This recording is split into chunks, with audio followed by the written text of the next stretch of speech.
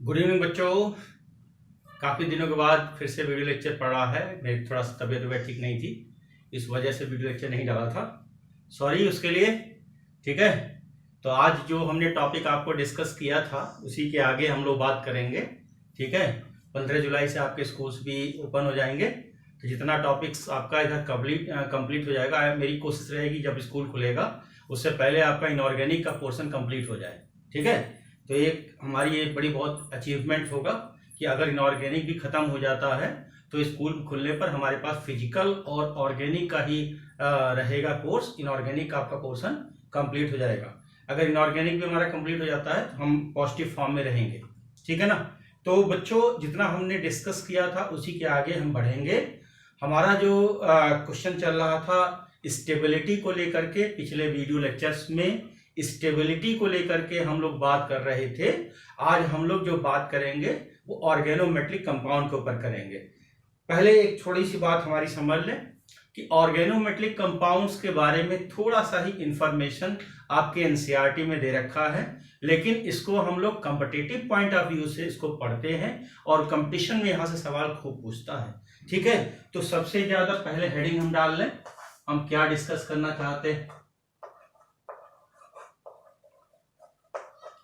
Oregano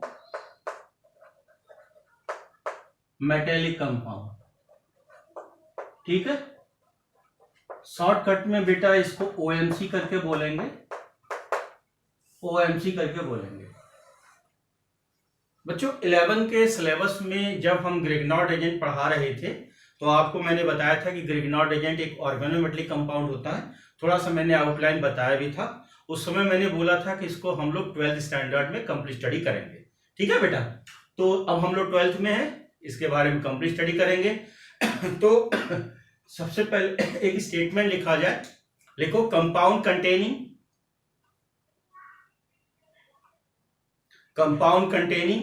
one और मोर metal carbon, one और मोर metal carbon, है ना, they are organometallic compound, they are organometallic compound. Full stop, full stop. Next line से लिखो organometallic compounds, organometallic compounds are polar covalent bond, polar covalent bond. Underline कर लेना बच्चों, underline कर लेना, पोलर कोवेलेंट बॉन्ड अंडरलाइन कर लेना, बहुत काम की चीज है। यहां पर एक पॉइंट आपका फंसेगा।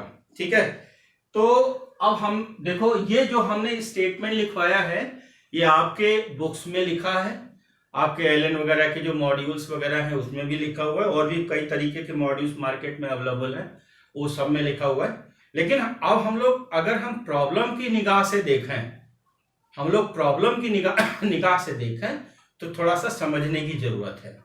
देखो प्रॉब्लम की निगाह से कैसे देखेंगे, मेरे को ओएमसी देखना। ठीक है बेटा, अब समझना ओएमसी को कैसे हम सर्च करेंगे।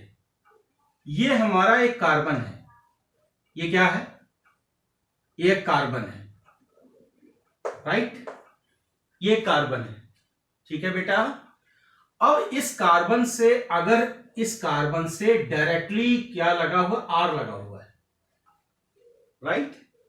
आर क्या हो सकता है, ये एलिफेटिक भी हो सकता है, राइट, ये क्या हो सकता है, एलिफेटिक भी हो सकता है, और ये क्या हो सकता है, एरोमेटिक भी हो सकता है। बच्चों हमारी बात समझना, एलिफेटिक का मतलब जैसे हमने कह रखा है CH3 कह रखा है या C2H5 कह रखा है, और एरोमेटिक का मतलब मैंने C6H5 कह रखा है। ठीक है ना। अब अगर जो है कार्बन से डायरेक्टली आर लगा हुआ है तो ऐसे कंपाउंड को हम ऑर्गेनोमेटेलिक कंपाउंड कहेंगे, यानी ओएमसी होगा। अगर सिचुएशन मेरे सामने कुछ ऐसा आ जाए, आर के साथ मान लिया जाए कि O लगा दिया और यहां पर C लगा दिया, अब इस O की वजह से इस O की वजह से कार्बन एल्किल ग्रुप या एरो इससे R से, चाहे वो एलिफेटिक हो चाहे वो एरोमेटिक हो, डायरेक्टली नहीं जुड़ा हुआ है। जब डायरेक्टली ना जुड़ा हो तो इसका मतलब नॉट OMC, नॉट OMC, यानी OMC ये नहीं है। Is that clear? नोट करो।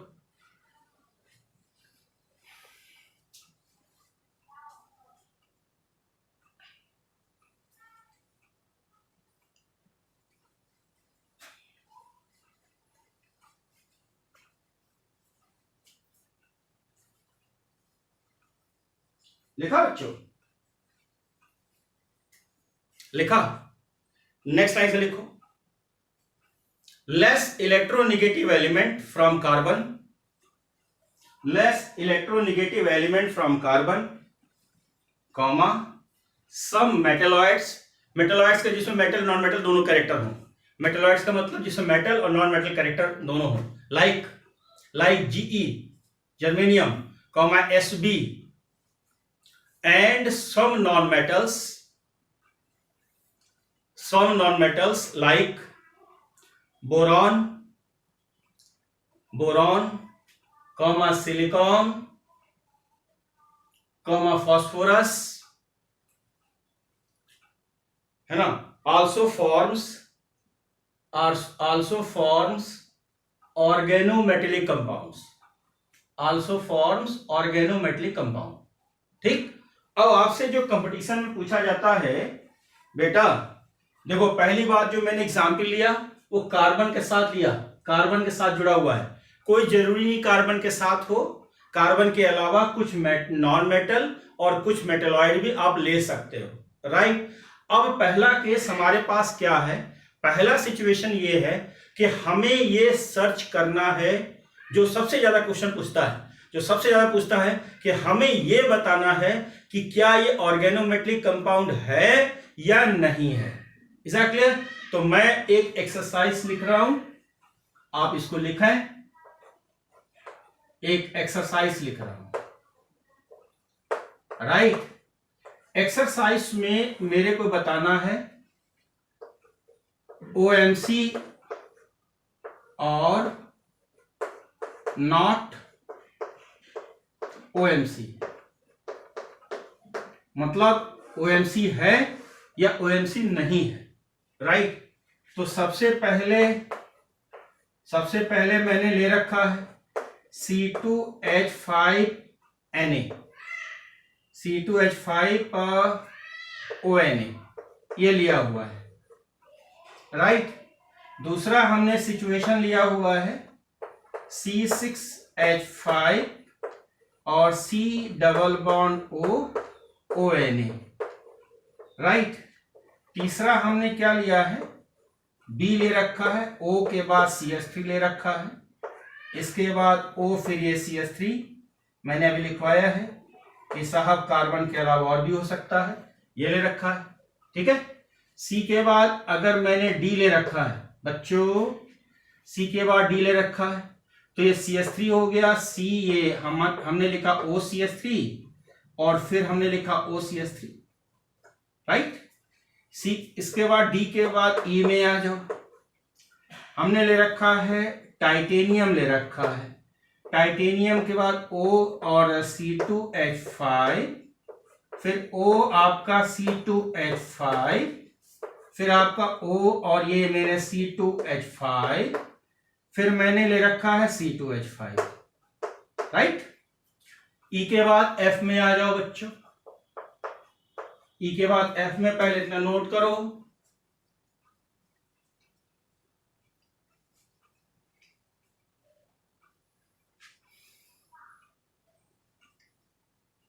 नोट किया बच्चों।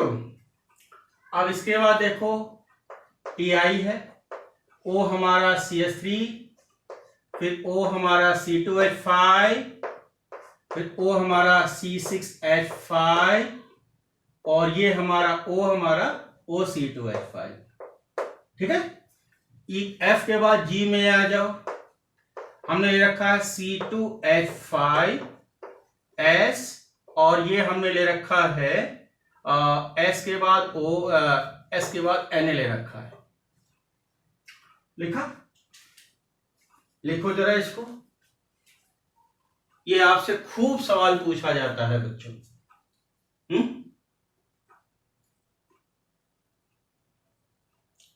जी के बाद जरा एच में आ जा बेटा, जी के बाद एच में आ जा। C6H5 MgBr फैमिलियर हैं आप, इसी को हमने ग्रिग्नॉड एजेंट का नाम दिया था। H के बाद जरा I में आ जा, है ना, C2H5 Na।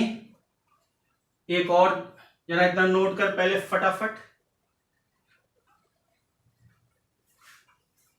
I हो गया। I के बाद जरा J में आ जा, R2CD, है ना, डाई एल्किल या डाई एरिल कैडमियम। लिखा बच्चों? लिखो फटाफट लिखो।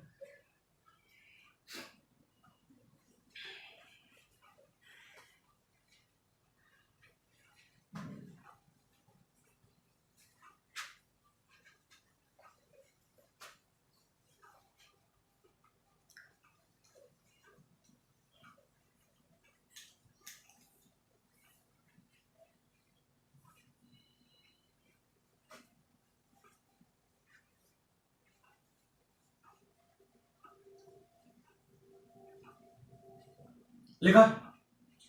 अब देखो बच्चों, ये आपका मेटल है, ये ऑक्सीजन है और इसमें कार्बन है, राइट? इसका मतलब ये ऑर्गेनोमेट्रिक कंपाउंड नहीं है, ठीक है? अब देखो यार, ये आपका मेटल है, ये आपका ऑक्सीजन है, इसकी वजह से ये भी ऑर्गेनोमेट्रिक कंपाउंड नहीं है, राइट? अब जरा इधर ध्यान से देखो, इससे लगा हुआ है, ये लगा हुआ है, ये लगा हुआ है, लेकिन ये, अच्छा ये भी लगा हुआ है। क्या ऑर्गेनिक स्पीसीज जैसे CH3 की बात कर रहे हैं, इससे कहीं पर डायरेक्टली लगा है? एलिफेटिक या एरोमेटिक डायरेक्टली इससे लगा हुआ है? नहीं लगा हुआ है। जब नहीं लगा है, इसका मतलब ये भी ऑर्गेनोमेट्रिक कंपाउंड नहीं है। अब जरा इसमें देख बेटा, इसमें देख, इस वाले केस में ये कार्बन दे रखा है, इसमें एक और कर ले, इसमें ये कर ले कि भाई OCH3 कर ले, थोड़ा है ना, इम्बैलेंस लग रहा है। अब थोड़ा ध्यान से देख, इस कार्बन में ये ऑक्सीजन, ये ऑक्सीजन, ये ऑक्सीजन, लेकिन इस CH3 की वजह से क्या हो गया? ये ऑर्गेनोमेट्रिक कंपाउंड है कि नहीं बेटा? अब इस वाले केस में देख, यहां पर ऑक्सीजन है, यहां पर ऑक्सीजन है, यहां पर ऑक्सीजन है, ये मेटल है, लेकिन ये कार्बन से डायरेक्टली लगा, इसका मतलब ये है, राइट? अब इस वाले केस में देख, इस वाले केस में देख, यहां भी ऑक्सीजन है, यहां भी ऑक्सीजन है, यहां भी ऑक्सीजन है, यहां भी ऑक्सीजन, इसका मतलब ये नहीं है। इस वाले केस में देख, ये क्या है? ये क्या है? मेटल। ये क्या है? Sulphur. Sulphur just like oxygen, 16 group का, ये भी 16 ग्रुप का ऑक्सीजन भी है, यानी कि मेटल इससे डायरेक्टली जुड़ा हुआ नहीं है, तो इसका मतलब ये भी नहीं है। अच्छा देख, ये आपका Mg है, Mg है कि नहीं है बेटा? दिख रहा है? अब Mg है और ये इसके साथ डायरेक्टली लगा हुआ है ना, ये मेटल है और कार्बन से लगा हुआ है, इसका मतलब ये है। जरा ये मेटल देख और कार्बन से डायरेक्टली लगा है, इसका मतलब है। अगर मैं कैडमियम की बात करता हूं, अगर मैंने R ले रखा है और ये मेरा CD है, तो मेटल डायरेक्टली लगा हुआ है, इसका मतलब है। Is that clear? नोट करो।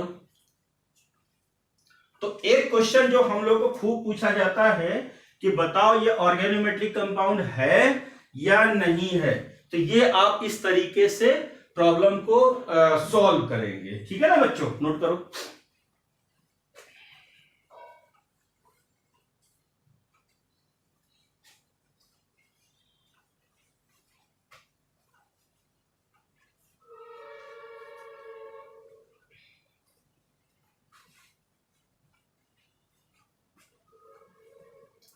लिखा बेटा? एक लाइन लिखो, बोले लिखो, लिखो। Metal carbonate comma metal carbide, metal carbonate comma metal carbide comma metal cyanide, metal carbonate, comma metal cyanide, comma metal carbide are not organometallic compound, are not organometallic compound because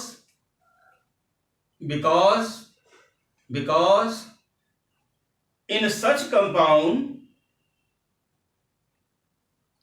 ionic characters are present, ionic characters are present, ionic characters are present, like Al4C3, like Al4C3 है ना, ये metal carbide हो गया। अगर मैंने कहा M2CO3, ये क्या हो गया, मेटल कार्बोनेट हो गया। MCN क्या हो गया, मेटल साइनाइड हो गया। इसको हम क्या बोलेंगे, मेटल कार्बोनेट बोलेंगे। और इसको क्या बोलेंगे हम, इसको हम बोलेंगे मेटल साइनाइड, और इसको बोलेंगे मेटल कार्बाइड। नोट कर बेटा।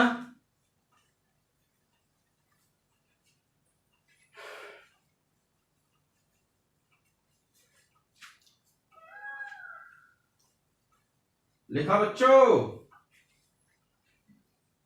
तो मैंने फर्स्ट स्टेटमेंट ये लिखवाया है कि जो आपके ऑर्गेनोमेटलिक कंपाउंड होते हैं वो कोवेलेंट कंपाउंड होते हैं। वो क्या होते हैं, कोवेलेंट। और ये सारे के सारे क्या होते हैं, आयनिक होते हैं। इस वजह से अगर हमने पूछा है बताइए, अगर हमने पूछा कि बताइए एल्युमिनियम कार्बाइड क्या है, यहां भी कार्बन से मेटल डायरेक्टली जुड़ा हुआ है, यहां भी कार्बन से मेटल जुड़ा हुआ है, यहां भी कार्बन से मेटल जुड़ा हुआ है। तो क्या ये आपके जो है ऑर्गेनोमेटलिक कंपाउंड होंगे? बिल्कुल नहीं होंगे। क्यों नहीं होंगे बच्चों? क्योंकि ये कंपाउंड कैसे हैं, आयनिक कंपाउंड है। क्या है, आयनिक कंपाउंड। नोट करो बेटा फटाफट।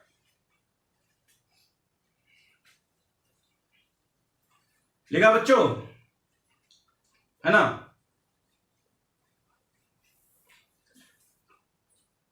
नेक्स्ट लाइन से लिखो बेटा, organometallic compound are of 3 types. Organometallic compound are of 3 types. Organometallic compounds are of 3 types. पहला सिग्मा बॉन्डेड ऑर्गेनोमेटलिक कंपाउंड, दूसरा पाई बॉन्डेड ऑर्गेनोमेटलिक कंपाउंड, तीसरा both sigma and pi, sigma and pi organometallic compound. फटाफट लिखो जरा बच्चों, फटाफट लिखो तो।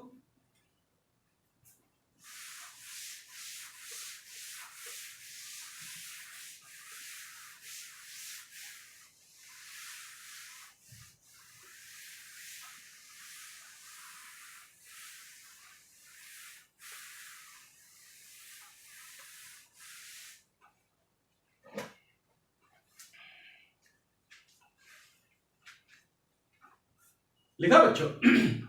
अब देखो बच्चों, सिग्मा बॉन्डेड ऑर्गेनोमेटलिक कंपाउंड की खास बात क्या होगी कि ऐसा ऑर्गेनोमेटलिक कंपाउंड जिसमें सिंगल बॉन्ड होगा। क्या होगा, सिंगल बॉन्ड होगा। जहां सिंगल बॉन्ड होगा तो सिंगल बॉन्ड को बोलेंगे सिग्मा बॉन्ड। तो ऐसे ऑर्गेनोमेटलिक कंपाउंड जिसमें सिंगल बॉन्ड या सिग्मा बॉन्ड होगा उसे बोलेंगे सिग्मा बॉन्डेड ऑर्गेनोमेटलिक कंपाउंड। ऐसे ऑर्गेनोमेटलिक कंपाउंड जिसमें सिंगल, भाई पाई का फॉर्मेशन कब होगा, जब कम से कम एक सिग्मा हो, एक सिंगल हो।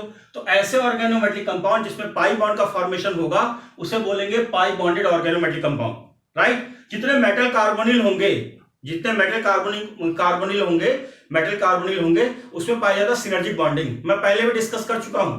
उसमें सिग्मा और पाई दोनों होता है, उसमें सिनर्जिक बॉन्डिंग की वजह से। तो जितने भी मेटल कार्बोनिल होंगे उनको हम किस कैटेगरी में रखेंगे, सिग्मा एंड पाई दोनों कैटेगरी में रखेंगे। तो एक स्टेटमेंट लिखा जाए, पहला स्टेटमेंट लिखा जाए, पहला हेडिंग लिखा जाए sigma bonded organometallic compound. Heading डालो सिग्मा बॉन्डेड ऑर्गेनोमेटलिक कंपाउंड। लिख लिया बेटा, सिग्मा बॉन्डेड ऑर्गेनोमेटलिक कंपाउंड लिखो। Such type of organometallic compound formed mainly by such type of organometallic compound mainly formed by non-transitional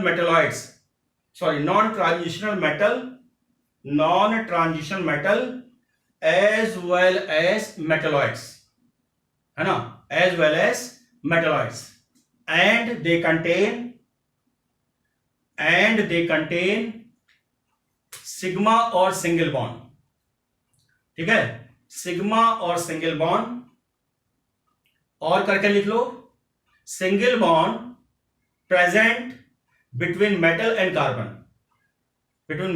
carbon, right. तो इसमें हम कुछ example लिख लें, कुछ एग्जाम्पल लिखो, किसमें, सिग्मा बॉन्डेड में कुछ एग्जाम्पल लिखो।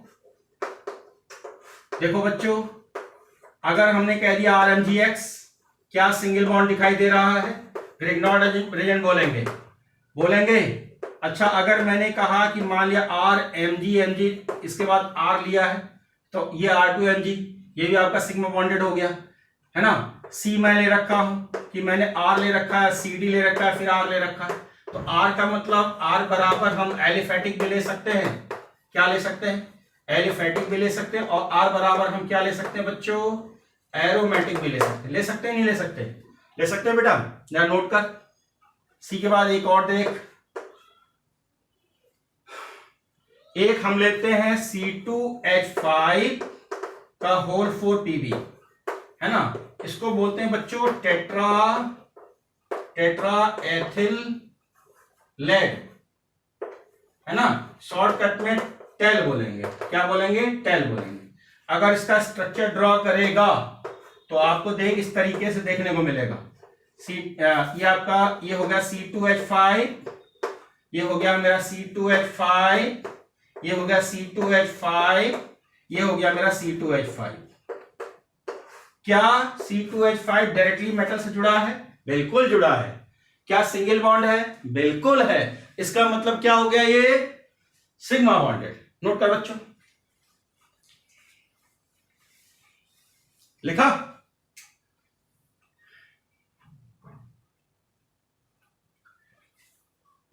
बच्चों। एक पॉइंट और, एक एग्जांपल और लिख, डी के बाद एक और लिख CS3 का whole thrice Al dot TiCl4, CS3 का होल थ्राइस, है ना, CS3 का whole thrice Al dot TiCl4 is known as Ziegler-Natta catalyst. फिर लिख दे क्या, CS3 का होल थ्राइस Al TiCl4, इसको क्या बोलेंगे, Ziegler-Natta कैटलिस्ट, क्या बोलेंगे, Ziegler-Natta कैटलिस्ट। क्या सिंगल बॉन्ड है, देखो बच्चों, कभी कभी बुक्स में ऐसा भी लिखने को मिलेगा R3Al डॉट TiCl4, ठीक है, समझ आ रहा है, एक ही बात है ना। ये भी हमारा क्या हो जाएगा, सिग्मा बॉन्डेड ऑर्गेनोमेटलिक कंपाउंड हो जाएगा। अब लिख number 2, pi bonded organometallic compound, heading डालो, pi bonded organometallic compound, heading डालो, pi bonded organometallic compound, pi bonded organometallic compound. तो बच्चों लिखो, पाई बॉन्डेड ऑर्गेनोमेटलिक कंपाउंड क्या होता है, जिसमें क्या होता है, हमारा पाई बॉन्ड होता है। तो ऐसे ऑर्गेनोमेटलिक कंपाउंड जिसके अंदर पाई बॉन्ड होता है उसे हम बोलते हैं पाई बॉन्डेड ऑर्गेनोमेटलिक कंपाउंड, राइट। तो पहले स्टेटमेंट लिखो, such organometallic compound contain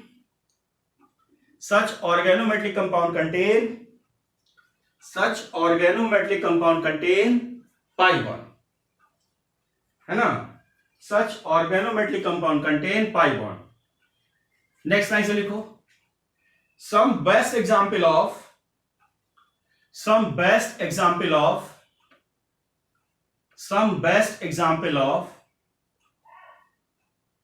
pi bonded organometallic compound. Some best example of pi bonded organometallic compound. ए लिख फेरोसीन, ए लिख फेरोसीन, बी लिख डाइबेंजीन क्रोमियम, बी लिख डाइबेंजीन क्रोमियम, सी लिख जी सॉल्ट, ZEISE, जी सॉल्ट, है ना। मैं सबको बता देता हूं। पहला मैंने क्या लिखवाया? पहला लिखवाया मैंने फेरोसीन। क्या लिखवाया? फेरोसीन। इसको जो रिप्रेजेंट करते हैं Fe, और ये ईटा होता है, ये C5H5 का होल ट्वाइस। ईटा पर 5 लिखते हैं। एक्चुअल में ईटा होता है, लेकिन सही नाम इसका हिपैटिसिटी होता है। क्या होता है? हिपैटिसिटी होता है। और ये होता है नंबर ऑफ कार्बन होता है। Is that clear? तो ये इसका रिप्रेजेंटेशन होता है बच्चों, C5, राइट। दूसरा मैंने क्या लिखवाया? दूसरा लिखवाया डाइबेंजीन क्रोमियम। क्या लिखवाया? डाइबेंजीन क्रोमियम, राइट। अब इसको मैं कैसे लिखूंगा? इसको रिप्रेजेंट करने का तरीका क्या हो गया? क्रोमियम, और ये हिपैटिसिटी 6 और C6, है ना, H6 का हमारा ट्वाइस। तो ये हमारा हो गया। और इसके बाद तीसरा मैंने लिखा है जी सॉल्ट, ZEISE, जी सॉल्ट। और ये जो होता है PT आपका Cl3.C2H4 होता है ना। हिपैटिसिटी लिखना चाहो तो pi2 लिख सकते हो, कोई दिक्कत वाली बात नहीं। अब अगर हम पहले का स्ट्रक्चर बनाना चाहें, तो देखो बेटा, ये हमारा स्ट्रक्चर है। थोड़ा ध्यान से देखो, ये हमारा स्ट्रक्चर है, और ये थोड़ा नीचे कर दें, है ना। ये हमारा एक स्ट्रक्चर है, दिख रहा है, और ये Fe लगा हुआ है, और ये हमारा रिंग बना है। इसका मतलब ये पाई बॉन्ड है। रिंग का मतलब क्या है? ये पाई बॉन्ड। तो ये ध्यान से देखना, ये Fe है, कंफ्यूज नहीं होना, ये हमारा Fe है, राइट। तो ये हमारा क्या हो गया? फेरोसीन हो गया। बच्चों देखो ध्यान से, अब यहां पर ये हमारा हो गया ऑर्गेनिक पार्ट, ठीक है, ऑर्गेनिक, और ये भी हमारा ऑर्गेनिक हो गया। अब ये पाई बॉन्ड से लगा हुआ है, पाई बॉन्ड से आयरन लगा हुआ है, तो इसको हम क्या बोलेंगे? पाई बॉन्डेड। क्या बोलेंगे इसको? पाई बॉन्डेड। अच्छा, दूसरा केस देखो। दूसरा, अगर हम डाइबेंजीन क्रोमियम ले रहे हैं, तो हमने कुछ ऐसा ले रखा है, ये हमने ऐसा कुछ ले रखा है। थोड़ा ध्यान से देखो और समझो। ये हमारा बेंजीन रिंग है, और एक स्ट्रक्चर हमने और बना दिया इस तरीके से, ठीक है। एक स्ट्रक्चर हमने और बना दिया। ये मैंने क्रोमियम को कैसे जोड़ दिया? मैंने पाई बॉन्ड से। कैसे जोड़ दिया? पाई बॉन्ड से। बच्चों एक बात सुनो, जैसे आप लोग घर में सैंडविच खाते हैं, तो सैंडविच बनाने का जो तरीका होता है कि दो ब्रेड के बीच में आलू को, पोटैटो को रखा जाता है, राइट। दो ब्रेड के बीच में आलू को रखा जाता है। तो ये सैंडविच बनाने का मेथड है। तो आप इसको, अगर हम आलू मान लें, अगर हम इसको पोटैटो मान लें, सॉरी, इसको ब्रेड मान लें, और इसको पोटैटो मान लें। क्या मान लें? पोटैटो। तो ये जो कंपाउंड हमको दोनों दिख रहा है, चाहे हम इसकी बात कर लें, चाहे इसकी बात कर लें, ऐसे दोनों कंपाउंड को कहते हैं सैंडविच कंपाउंड। क्या बोलते हैं बच्चों? सैंडविच। तो ये दोनों जो हैं, चाहे इसकी बात कर लूं, चाहे इसकी बात कर लूं, दोनों के दोनों कंपाउंड को क्या बोलेंगे? सैंडविच कंपाउंड बोलेंगे। जरा नोट कर बेटा, इसको बोलेंगे सैंडविच कंपाउंड। सैंडविच में हमारा दोनों हो जाएगा, फेरोसीन भी हो जाएगा और डाइबेंजीन क्रोमियम भी हो जाएगा।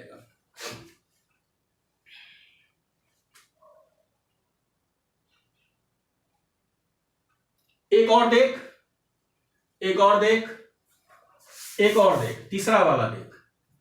ये मैंने ले रखा है, ये प्लेटिनम ले रखा है, और ये मैंने क्लोरीन ले रखा है, राइट, एक, और ये हमारा CH2 और फिर ये CH2 C2H4 इसको बोलेंगे।